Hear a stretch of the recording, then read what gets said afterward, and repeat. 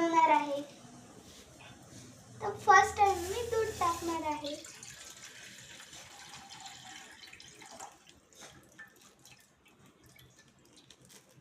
आता मी 5 कप चहासाठी 4 चम्मच साखर टाकणार आहे.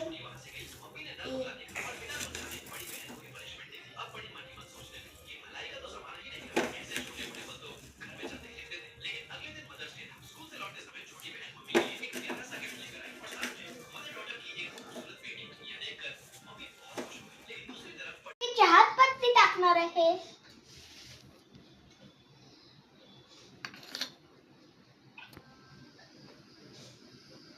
आपला चहा आता लवकरच रेडी होत आहे. अजून पहा किती छान कलर आला.